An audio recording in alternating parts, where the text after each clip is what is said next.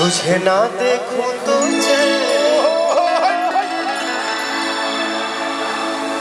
भोजपुरी भाषा को बोलने वाले समझने वाले दुनिया के किसी भी कोने में 10 खड़ा हो जाए भैया 10 लाख के बराबर होता है। तो एक बार दिल से वो हकार बचावा जा होता है, दिल से वो ताली बजा दो हो।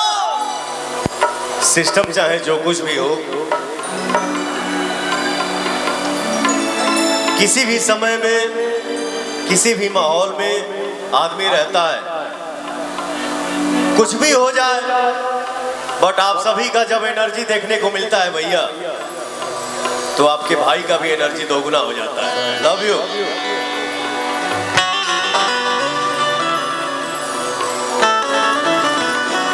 हेलो, अच्छा बात, थोड़ा सा ही पे लेवल बढ़ा दो साउंड वाले भाई, थोड़ा सा इसी पे लेवल बढ़ा दो मंच का, थोड़ा बैक का, दोनों साइड फील थोड़ा दे दीजिए। सीधी में देने का था।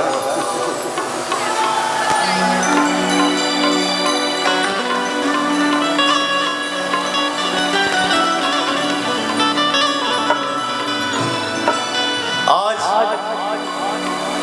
टिप्स भोजपुरी से हमारी ठो गाना आइल बा, जो उन्हें गाना के आप लोग बहुत सारा प्यार देता नहीं जा। गाना के बोल बा फीमेल कल्पना जी गाई है मेरे साथ, ये गाना बहुत अच्छा गाई है, थैंक यू। छुप छुप के काहे तू निहारेला, नजरी से बान हमके मारेला, छुप छुप के काहे तू निहारेला, नजरी से बान हमके मारेला। तो आपका भाई वहां पे गाता है, हर तोहरा से दूर होके जियल जाता नहीं, तोहरा से दूर होके जियल जाता नहीं, तुझे ना देखूं तो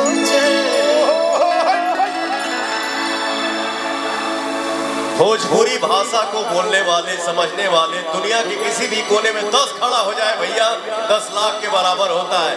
तो एक बार दिल से वो हकार बचावा जा होता है, दिल से वो ताली बजा दो हो।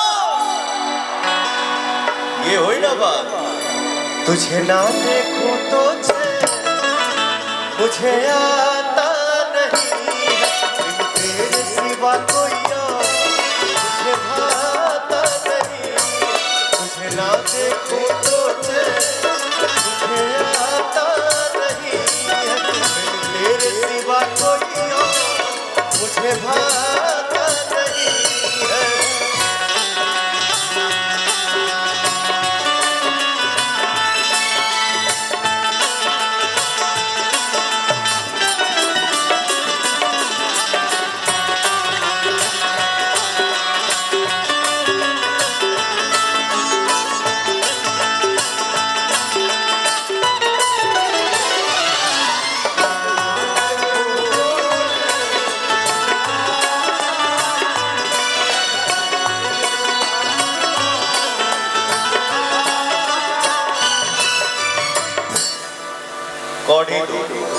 रिदम पे समझ में नहीं आ रहा मैं क्या गा रहा हूँ, एगो तो आप आज मेरा आवाजें बैठा कर ये, थैंक यू सो मच।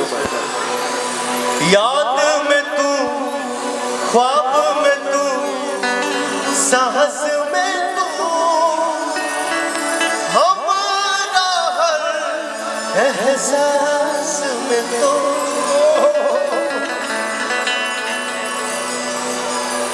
फिर जाने मन का लिया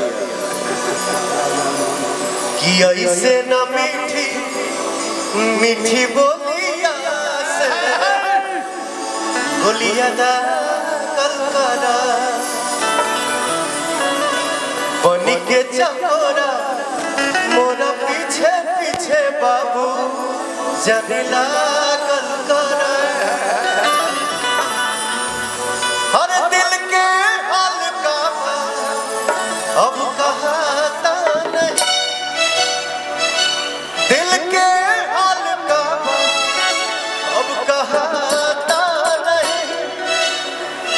तुझे ना देखूं तो मुझे आता नहीं, एक तेरे सिवा कोई और मुझे भाता नहीं। क्या बोलूं, मेरा मिजाज आज गदगद हो गया। सब लोग का मिजाज इधर आओ। ये मेरा छोटा भाई है, इसका विकास यादव नाम है। सुर संग्राम में इस लड़के ने गर्दा मचा के रख दिया था और फिर गर्दा मचाने के लिए जा रहा है। चल हम दोनों भाई मिलके गाते हैं कि जैसन सोचले रहनी ओइसन धनिया मोर बाड़ी, कि जैसन सोचले रहनी ओइसन धनिया मोर बाड़ी, ना सबर न गोर ऐसन सोचे हमार मोट थोरे थोर बाड़ी, सावर न गोर बाड़ी हो। जैसन सोचले रहनी ओइसन धनिया मोर बाड़ी, सावर न गोर बाड़ी हो।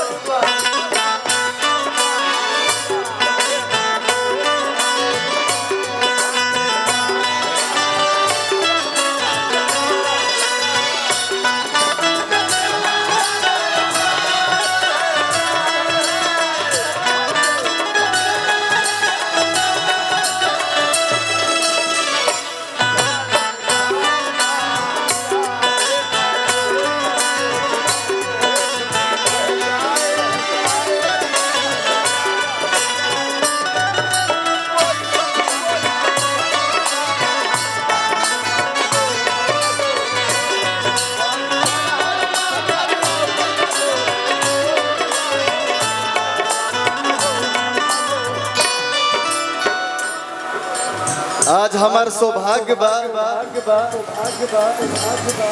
यार थाली काहे का रिटर्निंग करता है। ये अपना गार्जियन स्वरूप जेके गुरु पिता के समान हम मानीला। आज भैया के साथ खड़ा होके ये मैंने पिछले जन्म में कुछ बहुत बड़ा पुण्य किया होगा, जो आज मैं यहाँ खड़े होके भैया के साथ गा रहा हूँ। चलो यहाँ क्या बोलोगे, तो बुझा तब फिल्म के आदमी डबिंग करता है, लगा था बैकग्राउंड चला